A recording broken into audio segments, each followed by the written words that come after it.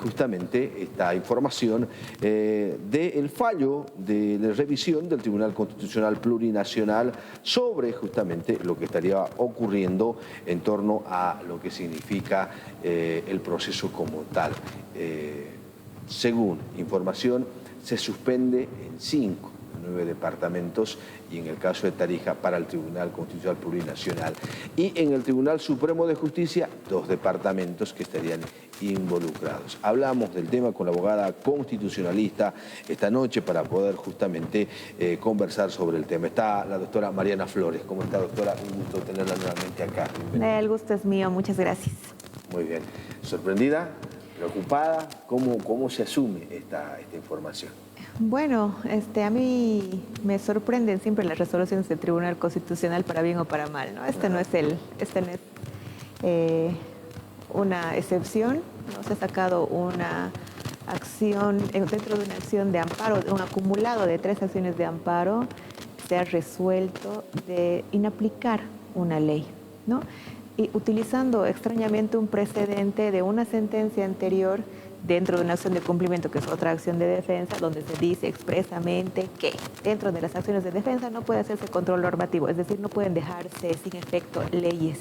Sin embargo, el Tribunal Constitucional se aparta de esta sentencia, que es reciente, de la acción de cumplimiento de Pando, ¿no?, que pedía incorporación de las mujeres indígenas, se aparta de ese precedente y dice, bueno, antes decía que no y ahora digo que sí puedo declarar inaplicable leyes, ¿no? Y con ese razonamiento decide declarar desiertas las convocatorias para Beni Pando en el Tribunal Supremo, para otros 5 departamentos para el Tribunal Constitucional, lo que implica que se vuelve a foja cero y ordena que se emita una nueva convocatoria. ¿No? Lo que no queda claro es si es que evidentemente esta suspensión afecta a la totalidad del proceso y si es que es posible ir un proceso a medias. Más que una suspensión, esto es volver a foja cero. O sea, es como anular. Ha quedado sin efecto todo, ¿no? Para esos departamentos, porque está ordenando que se vuelva a lanzar una convocatoria por el órgano legislativo. Es decir, se ha anulado todo, ¿no? A foja cero, ha vuelto a foja cero, se tiene que volver a convocar. Y ya hemos visto de que ese proceso es tortuoso y es imposible de que se lleve hasta fin de año, ¿no? Realizar una nueva convocatoria, fijar nuevamente fecha de elecciones, es absolutamente imposible para llegar a fin de año. Lo que en los hechos implica de forma implícita y hasta sutil que la prórroga de mandato se extiende, ¿no?, de las autoridades que están ahorita en funciones. Hemos conocido en las últimas horas de esta noche un pronunciamiento del Tribunal Supremo Electoral. Quiero que lo pongamos en pantalla, por favor. ¿Qué dice este pronunciamiento del Tribunal Supremo Electoral respecto justamente a esta notificación? Aparentemente ya fue notificado porque hasta esta mañana el vocal Tawichi indicaba de que no fueron notificados oficialmente. Dice, pronunciamiento, el Tribunal Supremo Electoral tomó conocimiento de la sentencia constitucional plurinacional 0770/2024 S4, emitida por la Sala Cuarta del Tribunal Constitucional Plurinacional, que dispone declarar desierta la convocatoria a magistradas y magistrados para el Tribunal Supremo de Justicia en los departamentos de Beni y Pando, y para el Tribunal Constitucional Plurinacional en los departamentos de Pando, Cochabamba, Santa Cruz, Beni y Tarija.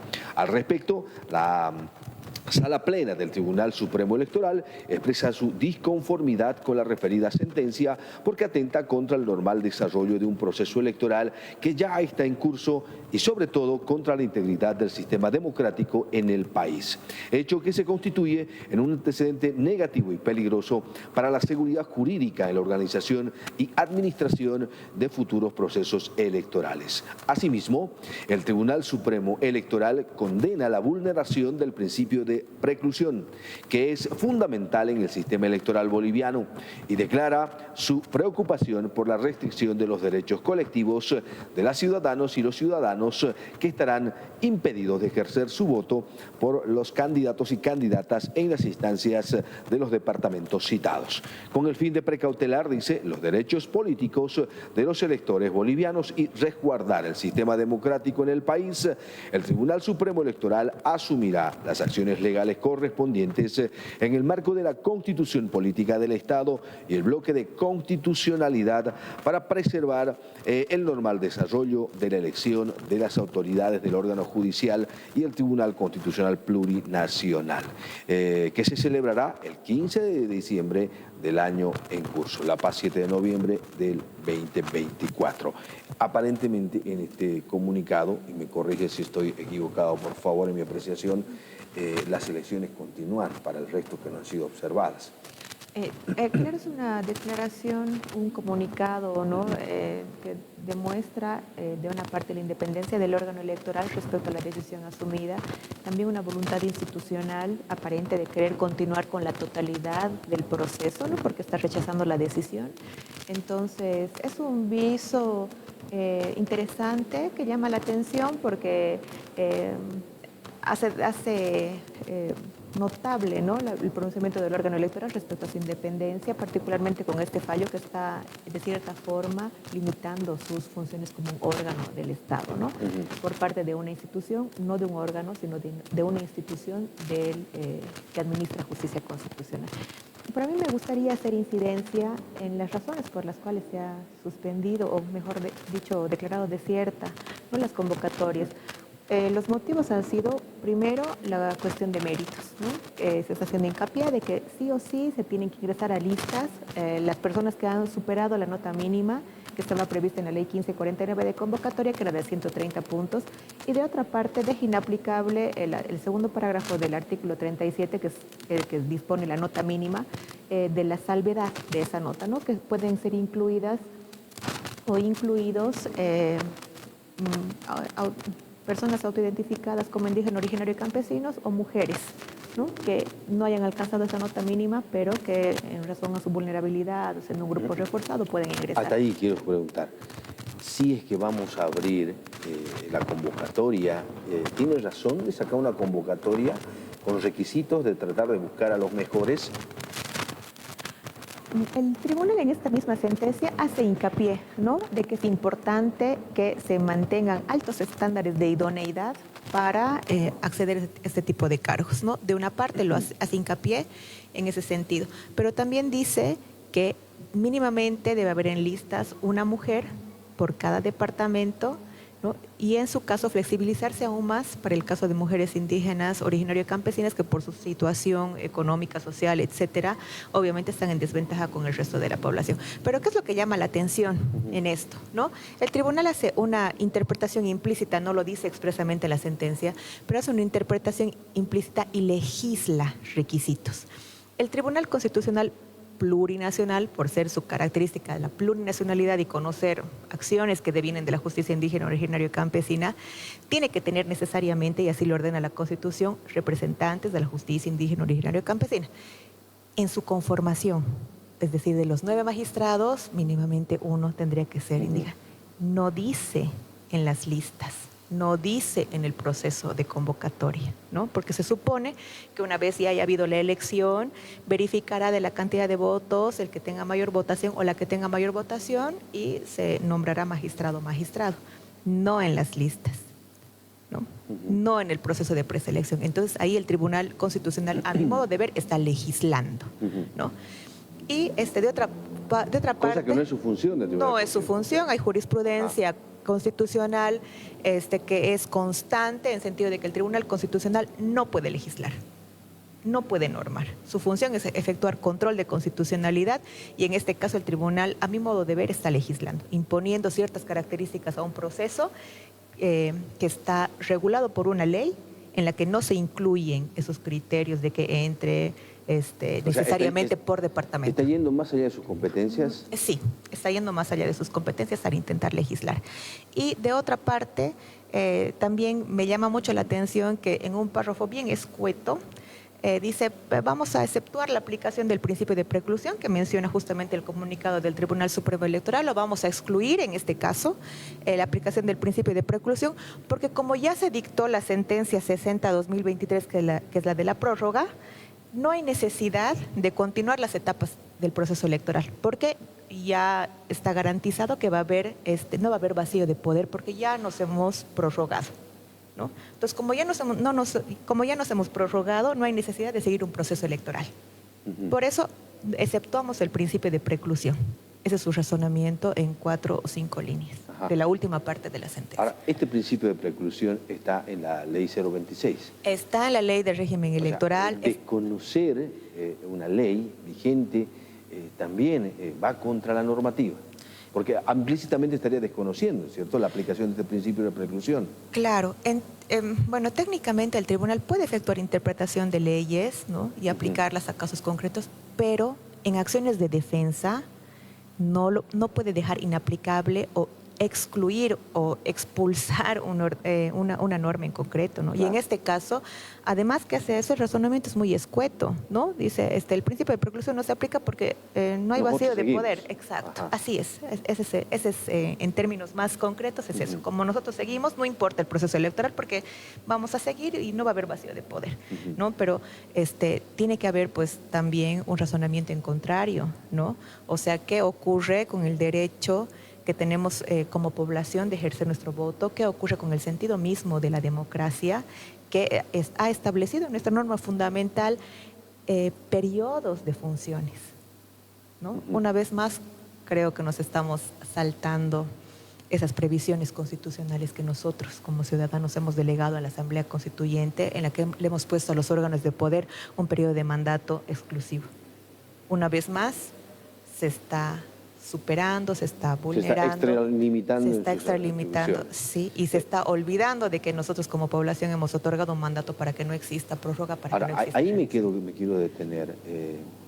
Un amparo prevé garantizar derechos subjetivos y los derechos plurales no tienen que ser vulnerados cuando se precautela un derecho subjetivo. Sí, hay una omisión también sobre eso, no nos ha hecho una ponderación, ¿no?, entre los derechos subjetivos que se demandan en esta acción y los derechos colectivos que tiene la población para elegir a sus autoridades.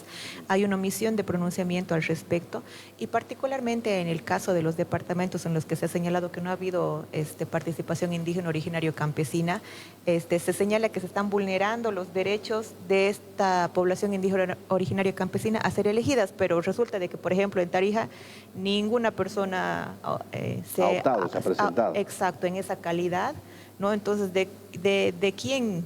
¿De qué sujeto estamos hablando? Claro, ¿de quién estamos hablando en Tarija? ¿A quién se le vulneró el derecho si no ha habido ninguna persona que se ha presentado voluntariamente a este proceso? Porque hay que tomar en cuenta que los procesos de convocatoria no son, pues, obligatorios, ¿no? Correcto. Son voluntarios. Entonces no podría obligarse a alguna persona ni a autoidentificarse, ni a ningún indígena originario campesino a presentarse, ¿no? Las convocatorias son voluntarias. Entonces aquí igual hay unos razonamientos bien, extralimitados, ¿no? Y en otro sentido escuetos, simples, ¿no?, para sustentar esta decisión que nuevamente nos ha dejado en vilo. Y insisto yo en ese tema, algo que quiero hacer hincapié, en el sentido de que la ley 1549 de convocatoria a este proceso de elecciones también incluye el principio de preclusión para las actuaciones de la Asamblea Legislativa a momento del proceso de preselección, ¿no? Sin embargo, ha sido obviado también este principio en ese momento del proceso, e igualmente el Tribunal Constitucional Plurinacional hasta el momento ha hecho caso omiso a los alegatos que han presentado las partes en todas estas acciones que suman 40, 50 acciones, en sentido de que no corresponde la acción de amparo constitucional contra decisiones del órgano legislativo y sigue sin pronunciarse. Claro, porque si se entiende de que la convocatoria ya ha pasado un control de constitucionalidad, ¿cierto? Sí, ya pasó un control de constitucionalidad. O sea, si ya pasó un control de constitucional y ahora estamos vueltamente rectificando ese control de constitucional, es como decir, no he visto estito y ahora que me lo han vuelto a pasar, lo voy a anotar. Exacto, y es un problema institucional también, ¿no? Ahora el Tribunal Constitucional, bueno, cuando estaba conformado por 5 personas, se tomaba la decisión entre los 5, entonces era más difícil que se tomen decisiones contradictorias, ¿no? Porque necesariamente había que modular la sentencia anterior, ¿no?, pronunciarse al respecto. Pero ahora, como el tribunal está compuesto por salas, cada sala dicta su resolución y no hay un control efectivo, que garantice la seguridad jurídica de que se van a asumir, de que va a haber continuidad en el razonamiento, ¿no? Sino que cada sala adopta su posición particular y lamentablemente en el tribunal no hay esa unidad o que haga control efectivo de que se va a asumir el mismo razonamiento por todas las salas, porque eso es lo que garantiza la seguridad jurídica, ¿no? Claro. Si en un caso se falla de una forma y en otro que es exactamente igual o que está vinculado se falla de otra, ¿no? Ahí estamos pensando que cómo es que se toman las decisiones en ese órgano, ¿no? Claro, Pareciera son acciones y fallos contradictorios Exacto, entre sí, emanados exactamente. del mismo órgano. Del mismo órgano, exactamente. ¿No? Eso genera inseguridad jurídica y eso es notable ahora en la sensación de la población respecto a este nuevo fallo que además está poniendo en contradicción a los órganos del poder público, ¿no? Respecto a las decisiones de una institución, no de un órgano, de una institución que administra justicia constitucional y que aparentemente está teniendo la intención de limitar el ejercicio de los órganos de poder. Muy bien. ¿Qué otras observaciones hay en este fallo, doctora? Bueno, me he hecho mis anotaciones. A ver, vamos al chanchito. Me he traído mi chanchito. Creo que esas son las más relevantes, las que hemos conversado hasta ahora. Y bueno, de todas formas quería hacer hincapié, igual que la ley de convocatoria, la ley 1549, al momento de declarar desierta la convocatoria, habla de declarar desierta la convocatoria para toda la institución, es decir, para todo el Tribunal Constitucional, para todo el Tribunal Supremo, no lo fragmenta, ¿no? Entonces ahí queda también en vilo esa decisión del Tribunal Constitucional, porque aparte de tener estos vicios, es una resolución ambigua.